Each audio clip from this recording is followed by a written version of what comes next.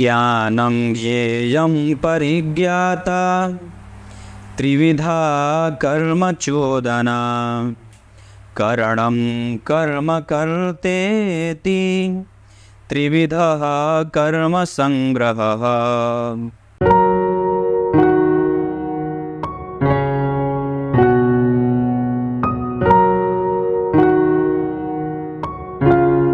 प्रिय दर्शकों नमस्कार, एक बार फिर से उपस्थित हूँ आप सबके सामने सोमवार की कार्यक्रम में।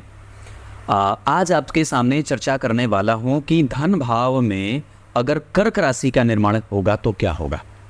धन भाव में मैंने इस पर सीरीज जो बनाई है धन भाव से संबंधित महत्वपूर्ण कार्यक्रम नाम का प्लेलिस्ट बना हुआ है। इसमें मैंने सबसे पहले चर्चा की थी कि धन भाव में मेष राशि बने तो क्या हो, धन भाव में वृषभ बने तो क्या हो, और धन भाव में मिथुन राशि बने तो क्या हो। तो अगर धन भाव में कर्क राशि बनेगी तो कैसा निर्माण करेगा। कर्क राशि जल तत्व की चर प्रकृति की राशि है, ध्यान से समझिएगा। कर्क राशि जल तत्व की चर प्रकृति की राशि है, और अगर जन्म कुंडली के धन भाव में कर्क राशि का निर्माण होगा तो लग्न में मिथुन राशि का निर्माण होगा, तब ये कुंडली मिथुन लग्न की कही जाएगी। क्योंकि अगर आपकी कुंडली के धन भाव यानी कि दूसरे भाव में 4 नंबर लिखेगा तो लग्न में 3 नंबर लिखेगा। इसका अर्थ होगा कि लग्न भी शुभ ग्रह का बना जिसके अधिपति बुध होते हैं, मिथुन लग्न की कुंडली होगी अगर धन भाव में कर्क राशि बने तो, और धन भाव में भी शुभ ग्रह की राशि बनेगी। तो जन्म कुंडली के दोनों ही भावों में अब आपको सिर्फ ये देखना होगा या देखना चाहिए कि जब आप किसी भी भाव का विश्लेषण करने चलते हैं या उस भाव की व्याख्या करने चलते हैं तो आपको ये समझना होगा कि लग्न से उसका संबंध कैसा बन रहा है। मतलब लग्न अगर जन्म कुंडली में बहुत शुभ ग्रह का बना और जिस भाव की आप चर्चा कर रहे हैं जैसे धन भाव की, अगर उसमें भी शुभ ग्रह बन जाए तो ये अपने आप में बेहद खुशी का पल हो जाता है और ये अच्छी बात कही जाती है कि चलो धन भाव में एक शुभ ग्रह की राशि बनी। पर ये बात कि अगर जन्म कुंडली के धन भाव में कर्क राशि बनी तो चंद्रमा उसके अधिपति हुए, धीरे धीरे बढ़ा रहा हूं, तो चंद्रमा अगर अधिपति हुए तो चंद्रमा क्या पापक ग्रह बन रहे हैं या चंद्रमा शुभ ग्रह बन रहे हैं। ऐसा आप जानते हैं कि बुध और चंद्रमा 2 ऐसे ग्रह होते हैं जो काफ़ी सेंसिटिव होते हैं और इनका प्रभाव तुरंत ही किसी दूसरे प्लैनेट से प्रभावित होता है। मतलब इनके संग जो ग्रह बैठा है और जो ग्रह इन्हें देख रहा है ये तुरंत ही अपने आप को निगेटिवली और पॉजिटिवली प्रभावित करते हैं। इसका अर्थ होगा कि अगर आपकी कुंडली के चंद्रमा शुभ ग्रह बन रहे हैं तो ये चंद्रमा आपके लिए लाभदायक होंगे और ये 2 बातें आपके लिए जुड़ गई। मतलब अब चंद्रमा ये चाहते हैं कि हे परमात्मा मैं शुभ ग्रह बना रहूं, और वहीं पे शुभ ग्रह की भाव मतलब एक धन भाव में शुभ ग्रह की राशि शुभ ग्रह के चंद्रमा बन गए। तो ये 2 पक्ष आपके जन्म कुंडली में धन भाव के लिए अच्छे हो गए, जो बेसिकली आपके सिर्फ धन को ही रेगुलेट नहीं कर रहे हैं, वो आपके इनिशियल थॉट को भी रेगुलेट कर रहे हैं और वस्तुतः वो आपके उठने वाले विचारों के साथ साथ आपकी वाणी को भी प्रभावित कर रहे हैं। क्योंकि आपकी वाणी वही बोलती है जो दिमाग में चल रहा होता है, और वहां पे एक क्रूर ग्रह या पापक ग्रह की राशि का बनना या धन भाव में पापक ग्रह या क्रूर ग्रह का बैठना आपके इनिशियल थॉट को भी कमजोर और डिप्रेसिव बनाता है। वही अगर धन भाव में पापक ग्रह की राशि बनी या पापक ग्रह बैठ जाए तो व्यक्ति मसालेदार भोजन करने का शौकीन हो जाता है और वो भड़कदार भाषण करने वाला होता है, भड़काऊ बयानबाजी करने वाला होता है। आप ऐसा कर सकते हैं कि जो जितने भी नेता प्रेता होते हैं अगर उनके दूसरे भाव की स्थिति बड़ी खराब होती है तो वो काफ़ी हैरिश करके बोलने वाला होता है, कठोर बोलने वाला होता है और उसकी छवि बहुत ही समाज में आक्रामक होती है। क्लियर है? तो ये 2 बातें आपकी कुंडली में 3 बातें बन गई। अगर धन भाव में अब बात बने कि बैठे कौन वहाँ, तो अब चूंकि जन्म कुंडली जब मिथुन राशि की बनेगी तो धन भाव में कर्क राशि बने तो भाग्य भाव के अधिपति शनि जन्म कुंडली के द्वितीय भाव में बैठेंगे तो थोड़ी कट्टरता और कठोरता से, थोड़ी गंभीरता से, थोड़े मेहनत के बाद धन देते हैं।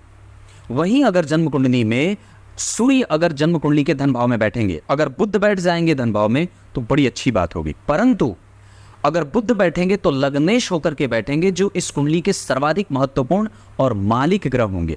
लेकिन चूंकि बुध चंद्रमा की राशि में बैठ रहे हैं और चंद्रमा उन्हें अपना मित्र ही मानते हैं, चंद्रमा किसी को शत्रु नहीं मानते, तो उनके अपने घर में सभी ग्रहों का स्वागत है। इसका अर्थ होगा कि अगर धन भाव में कर्क राशि बनेगी तो वहाँ कोई भी ग्रह बैठ सकता है, वहाँ पे किसी भी ग्रह को बहुत ज़्यादा मशक्कत नहीं करनी पड़ेगी। और इसी के कारण कि मिथुन लग्न की जो कुंडली होती है वो जल्दी ही प्रोग्रेस कर जाती है। क्यों? क्योंकि मिथुन लग्न पहले ही सिरसोदयी राशि होती है, सिर के तरफ से उदय होता है, वायु तत्व की राशि है और द्विस्वाभाविक राशि है। तो ये तीनों ही चीज़ों का बैलेंस मिथुन लग्न वालों में बड़ा आसानी से देखने को मिल जाता है।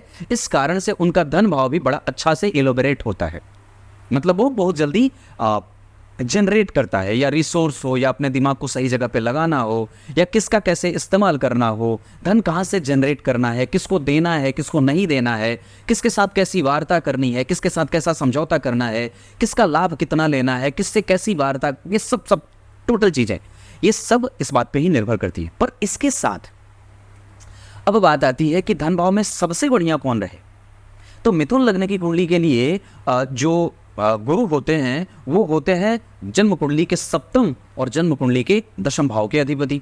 इसका अर्थ होगा कि अगर देवगुरु बृहस्पति धन भाव में बैठेंगे तो सबसे पहले तो वो आपको अपने कारोबार से धन देने की नियति तय कर रहे हैं कि व्यक्ति अगर अपना कारोबार करे तो बड़ा अच्छा होता है।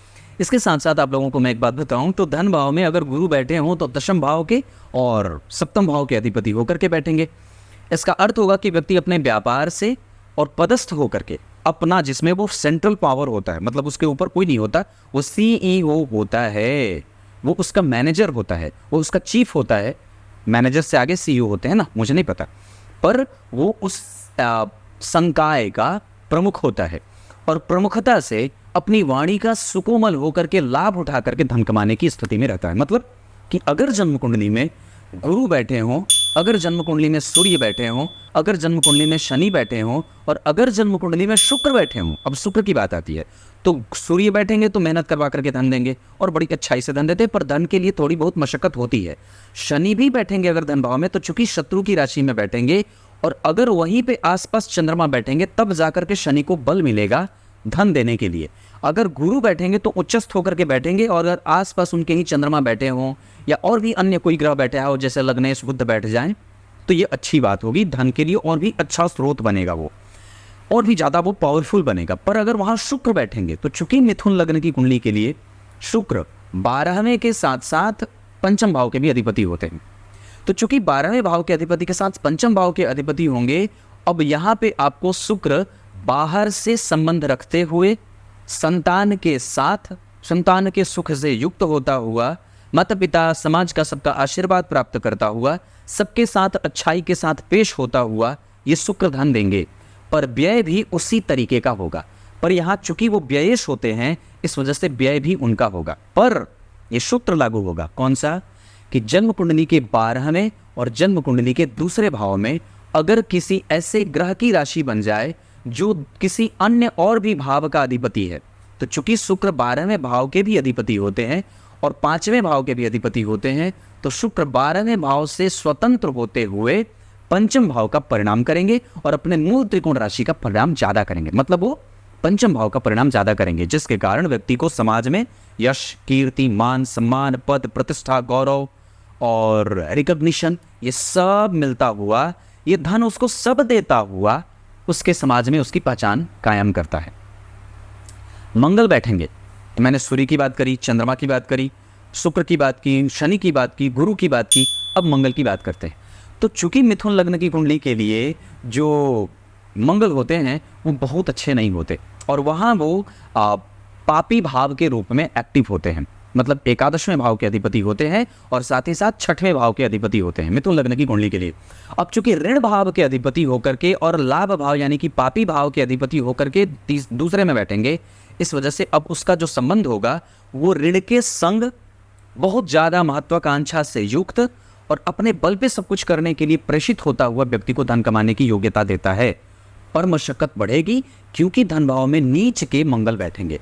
अगर केंद्र में गुरु न हो और अगर केंद्र में चंद्रमा न हो और अगर मंगल के संग ही चंद्रमा नहीं बैठे हो तो धन भाव कमजोर कहा जाएगा। चूंकि चंद्रमा और मंगल बहुत अच्छे होते हैं, इस वजह से चंद्रमा उन्हें स्पेस तो देंगे, क्योंकि मंगल अग्नि तत्व का ग्रह होता है और भूमि जल तत्व की राशि में बैठ रहा है। ये स्थिति उसे सपोर्ट पूर्णतया नहीं करती है, इस वजह से कई बार धन को लेकर के व्यक्ति में चिंता बढ़ती है, उसकी व्यग्रता बढ़ती है, उसका वाणी कमज़ोर हो, उसका प्रभाव कमज़ोर हो, वो बोल करके धन नहीं कमा सकता। अब वो एक्स्ट्रा लेबर करेगा, एक्स्ट्रा एफर्ट डालेगा, तब जाकर के वो धन कमाएगा। पर अगर केंद्र में गुरु और चंद्रमा होंगे तो मंगल का नीच भंग हो जाएगा। तब जाकर के अगर मंगल द्वितीय भाव में बैठेंगे तो ये शर्त के साथ कुंडली आगे बढ़ेगी कि मंगल के संग ही या तो चंद्रमा बैठे हो या तो मंगल का नीच भंग होता हो, जैसे कि केंद्र में गुरु, जैसे कि केंद्र में चंद्रमा बैठते हो, तब जाकर के ये बात होगी। अब धन भाव को और भी अच्छाई से कैसे समझे, आपकी कुंडली का धन भाव कैसे अच्छा बना है, इसको समझने के लिए चंद्रमा कहाँ बैठे हैं। जैसे चंद्रमा धन भाव के बड़े अच्छे होते हैं, चंद्रमा पराक्रम भाव के बड़े अच्छे होते हैं, चंद्रमा लग्न के अच्छे होते हैं, चंद्रमा पंचम के बड़े अच्छे होते हैं, चंद्रमा एकादशवें के बड़े अच्छे होते हैं और चंद्रमा सातवें के भी बड़े अच्छे होते हैं। पर इन भावों में अगर चंद्रमा बैठे हैं तो निस्संदेह आपकी धन कुंडली अच्छी बनेगी। और अगर धन भाव में जो ग्रह बैठा है, आप धन कुंडली बना लीजिए, मतलब वाणी की कुंडली, धन की कुंडली, पैतृक संपत्ति की कुंडली ही बना लीजिए, उसी को लग्न में रख दीजिए और बाकी के जितने ग्रह हैं उनको वैसे ही घुमा दीजिए। मतलब अगर धन भाव में 4 नंबर बना तो आपको अब 4 नंबर का लग्न बनाना है और वैसे ही सारे ग्रहों को यथावत बिछा लेना है जैसे बाकी के ग्रह बैठे हैं। मतलब कर्क राशि में जो राशि बनी है, कर्क राशि में जो ग्रह बैठा है उसे वही बिठाइए, सिंह राशि में जो ग्रह बैठा है उसे वही बिठाइए, कन्या राशि में जो ग्रह बैठा है, तुला में बैठा है, वृश्चिक में बैठा है, धनु में बैठा है, बाकी के सारे ग्रहों को वैसे ही आवांतरिक बैठा देना है। अब उसके बाद संबंध निकालिए कि चंद्रमा कहाँ बैठ रहे हैं।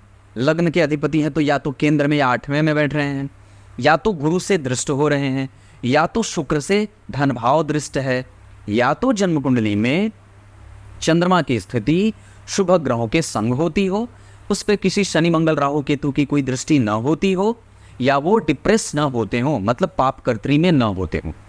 अगर धन भाव के अधिपति की स्थिति ऐसी बन रही है तो यकीनन ये कुंडली बहुत ज़्यादा धनवान होगी। इतने भावों में बैठे हो, ऐसे बैठे हो और ये स्थिति बनती हो तो आपके धन भाव की स्थिति काफ़ी सुचारू और काफ़ी अच्छी है।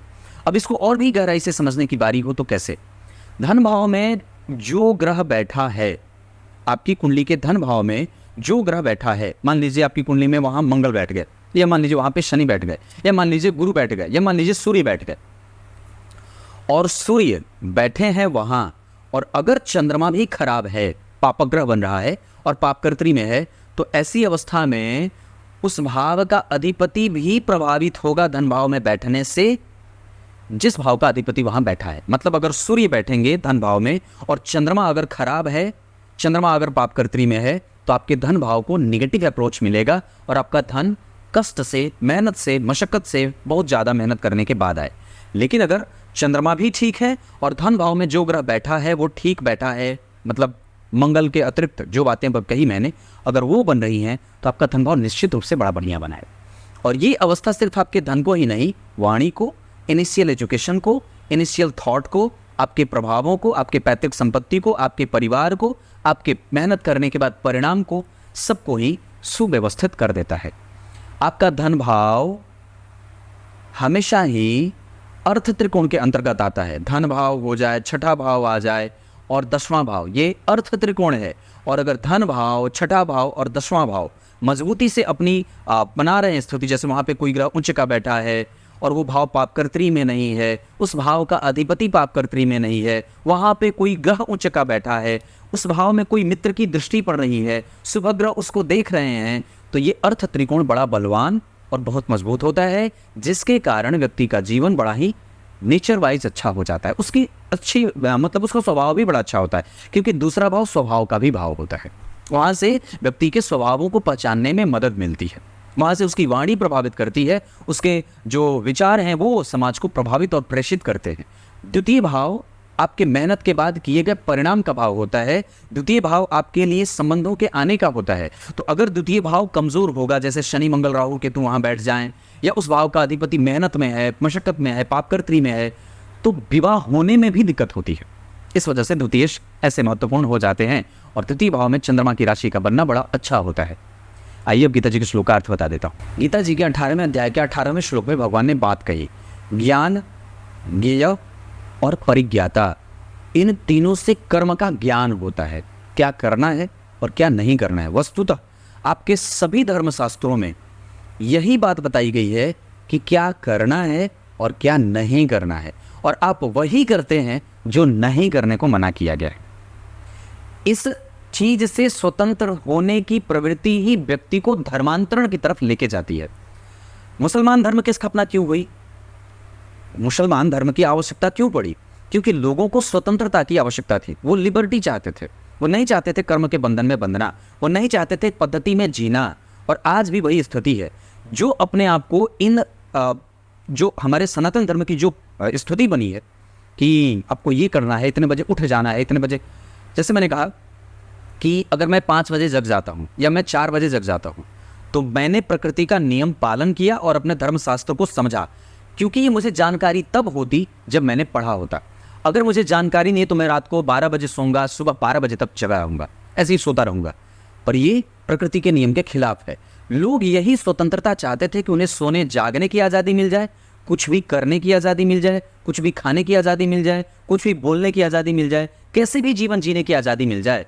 और ये ज्ञान उन्हें नहीं था, क्योंकि उन्होंने अपने आप को धर्मशास्त्र से जोड़ करके नहीं रखा था।